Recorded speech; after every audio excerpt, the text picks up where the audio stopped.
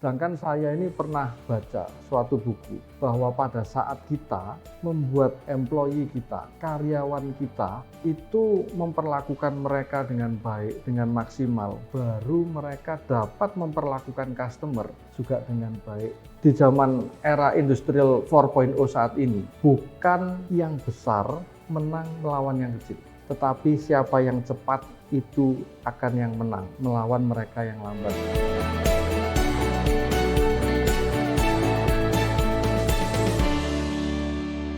Kawan Merdeka, balik lagi bersama dengan saya Mau Bastian di Glam Talk. Hari ini kita punya agenda untuk melanjutkan topik sebelumnya di episode yang pertama mengenai digital business transformation. Masih bersama dengan Pak Alex Surya Raharjo. Beliau adalah CEO Interactive and KBC Jatim Surabaya Trainers Team. Pak Alex, Ya, kita bisa lanjut lagi ya Pak ya? oke. Terakhir kita membahas tentang bagaimana cara mentransformasi bisnis kita ke arah digital business dengan memperhatikan dua hal, yaitu adanya customer experience dan juga ada employee experience. Ya. Mungkin bisa dijelaskan satu persatu Pak. Yang pertama mungkin yang customer experience dulu, silakan. Oke, jadi seperti yang tadi kita sudah pelajari bersama bahwa customer base kita majority adalah dari millennial generation, ya kan? Ya. Jadi di situ kita tahu bahwa segala sesuatunya mereka carinya itu adalah yang gampang, yang mudah dicari, mudah didapat secara cepat, ya kan? Dan segala sesuatunya pasti buka gadget terlebih dahulu, harus tersedia secara online. Sebetulnya arti dari customer experience itu sendiri apa sih? Nah, di sini customer experience itu sebetulnya adalah suatu pengalaman berbelanja, bertransaksi dengan bisnis kita, bertransaksi untuk produk kita, yang dimana di situ kita harus bisa menciptakan satu pengalaman tersendiri yang membuat customer merasa puas. Ya. Nah, sedangkan di sini customer bisa merasa puas, customer kita di millennial generation bisa merasa puas, itu ada beberapa variabel yang harus bisnis kita bisa penuhi terlebih dahulu. Apa saja itu Pak? Variabel-variabel apa saja? Sebagai salah satu contoh, apakah bisnis kita itu punya website atau tidak? Kenapa? Karena pada saat di searching di Google, website adalah salah satu tempat di mana mereka bisa cari informasi, dapat informasi secara komplit, lengkap, dan detail, tanpa harus bersusah payah, harus datang dulu ke lokasi, harus tanya-tanya secara offline. Ya. Yang pertama website. Kemudian yang kedua, apakah juga punya yang namanya social media account? Apakah secara aktif update, mungkin status, ada IG live, kemudian ada IG story, kemudian ada updatean di Facebook, dan juga sosial media yang lain. Apakah punya YouTube account? Apakah mungkin punya video tutorial untuk produk-produknya? Yang dimana hal-hal tersebut menjadi sangat signifikan dan penting untuk meyakinkan customer bahwa ini profesional. Ya. Oh, berarti ini mantep, ini layak dipercaya karena segala sesuatunya dicari di online ada, tersedia secara mudah dan gampang diakses, sehingga kalau saya ada bingung, saya nggak perlu susah payah, saya tinggal klik, saya ngelihat, oh tutorialnya lengkap, manual booknya ada secara online. Dan kalau untuk faktor-faktor pendukung yang lain, itu contohnya misalnya seperti call center, ada atau tidak, mudah dihubungi atau tidak. Kemudian hal-hal yang lain, kalau sampai mau didatangi lokasinya ada atau tidak, jelas atau tidak. Hal-hal ini adalah hal-hal pendukung. Tapi satu hal yang pasti dan utama, itu yang pertama website, kalau punya aplikasi, mobile app, itu lebih mendukung lagi, lebih mantap lagi, kemudian aktif di sosial media, seperti yang tadi saya sampaikan, dan mengenai call center, ada email yang bisa dikontak, kemudian ada chatting application yang secara proaktif bisa menjawab setiap saat, dan yang terakhir lokasi.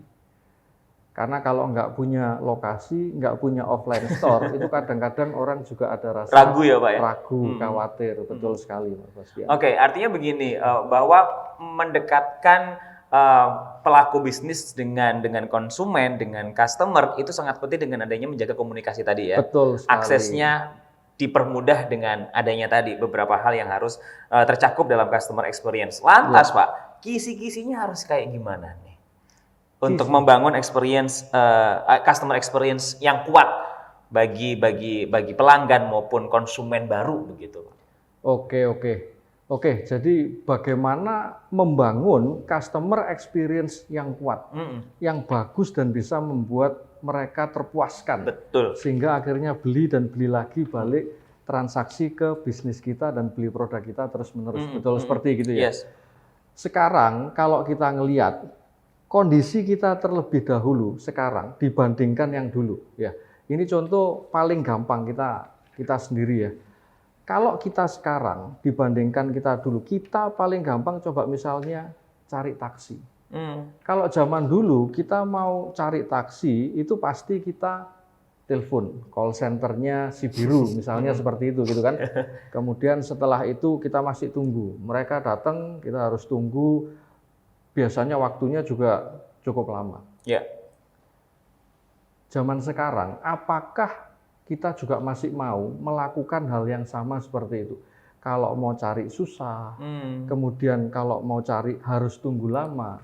Dengan arti kata, customer kita sekarang itu baru terpuaskan kalau mereka mendapatkan segala sesuatu itu dengan mudah.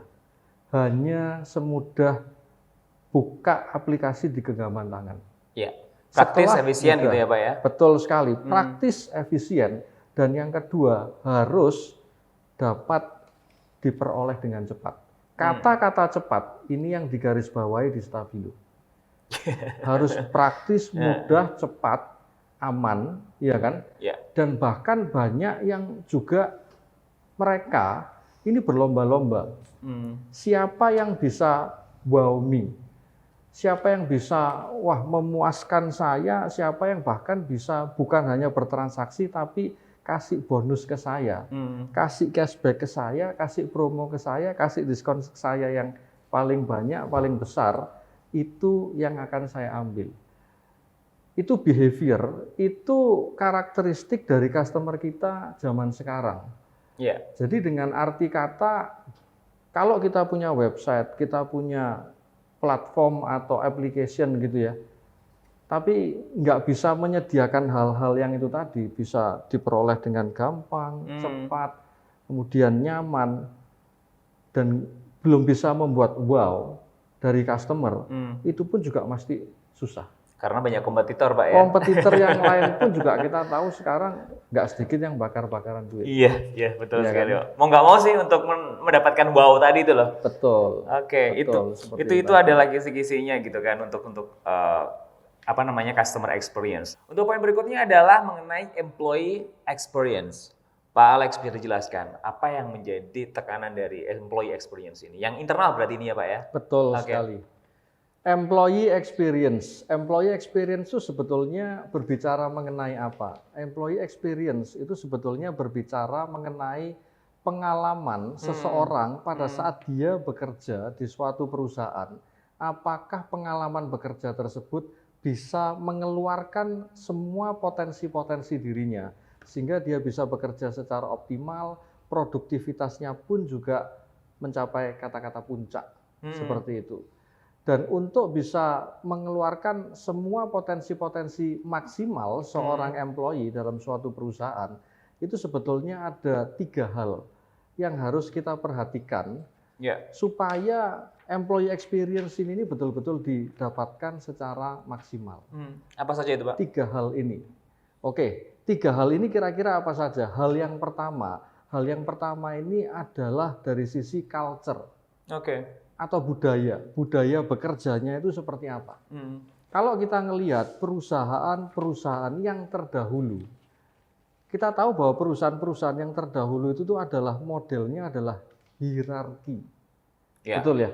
Mulai dari atas ada struktur, kemudian manajerial, ada struktur lengkap lah pokoknya ya Pak ya. Supervisor sampai staff. Dan kalau mau ngomong, mau ngobrol semuanya harus berjenjang-jenjang, birokrasinya panjang. Ya. Betul seperti itu. Ya. Jujur, dalam kondisi saat ini, zaman saat ini, generasi milenial bisa dikatakan kurang begitu setuju, kurang begitu maksimal potensinya kalau menggunakan hierarki manajemen. Ribet dan nggak cepat gitu ya Pak ya? Ribet dan nggak cepat, betul sekali. Birokrasinya terlalu panjang, gitulah, ya kan. Nah, sedangkan kalau dengan budaya yang saat ini itu akan lebih maksimal menggunakan agile management atau manajemen yang lincah, manajemen yang di mana modelnya bukan hierarki lagi. Mulai dari level staff itu bisa langsung berkomunikasi bukan hanya dengan manajer, bahkan bisa komunikasi kalau mau sama ke owner langsung ke C-level itu bisa dimungkinkan. Wow. Sehingga kalau kita melihat grafik diagramnya itu sudah satu dengan yang lain bisa saling berkomunikasi secara cepat tanpa birokrasi yang rumit-rumit. Itu secara budaya kerja di dalam perusahaan. Bisa dikatakan itu tuh bahkan satu level. Komunikasinya enak, cepat, dan nggak birokratif. Itu poin yang pertama dari sisi culture, budaya kerjanya seperti apa. Yang kedua, dari sisi teknologi. Teknologi apa yang digunakan dalam suatu perusahaan tersebut.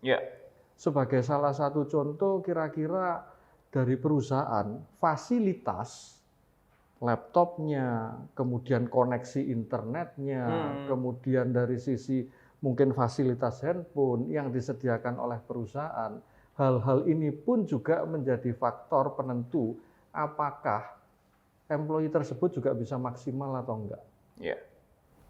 Dan faktor yang ketiga itu adalah space.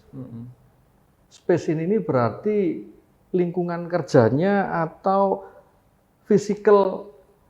lingkungan fisiknya itu seperti apa. Mungkin kita pernah melihat video yang betul-betul beberapa waktu lalu itu sempat viral. Kantornya Google.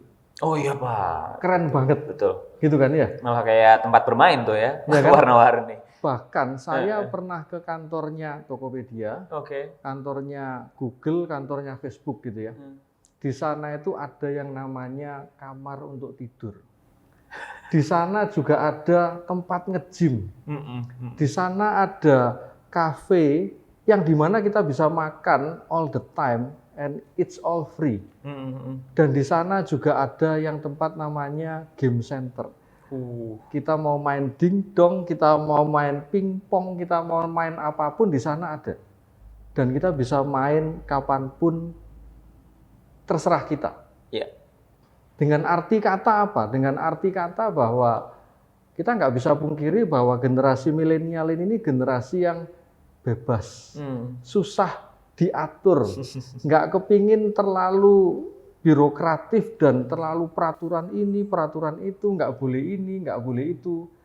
Dengan arti kata apa? Dengan arti kata pada saat physical atau lingkungan fisik, tempat kita bekerja, perusahaan tersebut menyediakan fasilitas-fasilitas yang seperti itu, secara nggak langsung orang-orang yang memang dia bisa bekerja dan berkarya secara optimal, itu kalau dia juga sebelumnya nge-game dulu, baru nanti kreativitasnya bisa keluar, atau dia mau workout dulu atau nge-gym dulu, di sana difasilitasi, mau istirahat setelah itu ada kamar untuk tidur. Tapi perusahaan-perusahaan yang seperti ini semuanya berorientasi bukan pada jam kerja, tetapi pada target. Selama target harian tercapai, terserah mau bermain apapun, terserah nggak masalah. Terserah, iya. Karena kreativitasnya dituntut di situ ya Pak ya. Iya, kreativitas, produktivitas, segala sesuatu diukur. Kamu mau kerja, mau tidur, mau main game, yang terpenting targetmu tercapai. Itu aja. Sesimpel itu. Lantas kalau misalkan kita sebagai pemilik usaha, bisnismen, menerapkan customer experience dan juga employee experience ini, apa yang terjadi Pak? Apa yang terjadi?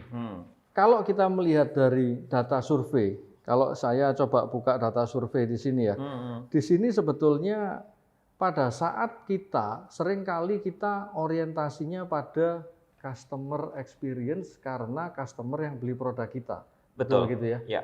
kita biasanya terlalu memfokuskan diri pada customer satisfaction, kepuasan pelanggan, karena pelanggan adalah raja. Selama ini mindsetnya kita seperti itu. Sedangkan data di sini mengatakan dan membuktikan bahwa kalau kita berfokus pada customer experience, customer satisfaction, di situ data statistik mengatakan bahwa memang akan ada peningkatan kesetiaan pelanggan. Customer loyalitas, customer loyalty naik 17%. Dan kemudian kalau kita fokus pada customer experience, di sini profit perusahaan naik 11%. Luar biasa kan? Tetapi kalau kita melihat data, pada saat kita juga ditambah lagi berfokus pada employee experience, di sini data statistik mengatakan bahwa profit perusahaan naik 21%. Wow. Naik 21%, 2 kali lipat lebih tinggi, lebih banyak pada saat dibanding kita berfokus pada customer experience. Apalagi kalau duanya digabungkan gitu kalau ya Pak ya? dua-duanya digabungkan lebih dahsyat, lebih luar biasa lagi. Sedangkan kita tahu bahwa employee experience ini banyak perusahaan kurang begitu memfokuskan, ya kan? Lebih ke customer, dan customer. Sedangkan saya ini pernah baca suatu buku bahwa pada saat kita membuat employee kita, karyawan kita itu memperlakukan mereka dengan baik, dengan maksimal, baru mereka dapat memperlakukan customer juga dengan baik dan maksimal. Dengan arti kata juga sebaliknya. Kalau kita memperlakukan karyawan kita dengan seenaknya, gaji kalau bisa paling sedikit mungkin, kan seperti itu gitu kan. Otomatis kita nggak bisa berharap pelayanan mereka ke pelanggan juga bisa baik dan maksimal. Asal-asalan ya Pak ya? Betul sekali, seperti itu. Oke, baiklah. Mungkin ini menjadi kesimpulan juga Pak. Lantas bagaimana sebenarnya kerangka yang bisa kita lakukan untuk transformasi digital ini Pak, untuk bisnis kita? Apa saja? Apa saja. Jadi kita tadi juga sama-sama sudah belajar bahwa kalau dari sisi tools pendukung, tadi yang pertama kita juga harus siapkan hal-hal, kalau toolsnya kita punya website. Kita juga harus aktif di sosial media, ya kan? Untuk hal-hal pendukung yang lain kita juga siapkan call center, kita juga punya lokasi bisnis yang juga baik dan strategis. Dan hal-hal tools ini akan menjadi maksimal apabila kita juga terapkan tadi customer experience dan juga employee experience. Jadi ini semua adalah satu kesatuan ekosistem yang kita harus betul-betul bangun secara komprehensif supaya digital business transformation atau transformasi bisnis digital kita memberikan hasil yang maksimal sesuai dengan harapan. Seperti itu.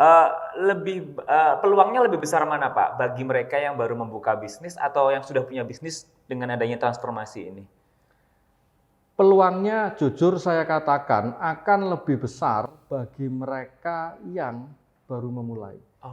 Kenapa kok baru memulai? Karena kalau baru memulai itu perubahan behaviornya dari employee-nya, dari customer-nya, dari prosedur kerja yang ada di dalam perusahaan ini, itu nggak rumit. Dibentuk sejak awal soalnya. Sudah dibentuk sejak awal. Betul seperti itu. Sedangkan perusahaan-perusahaan yang sudah lama berdiri, yang sudah besar, itu kan berarti behaviornya itu sudah mengakar kuat. Sudah tahunan, belasan tahun, puluhan tahun cara kerjanya kita seperti ini. Dan selama ini running well, kenapa kita harus berubah?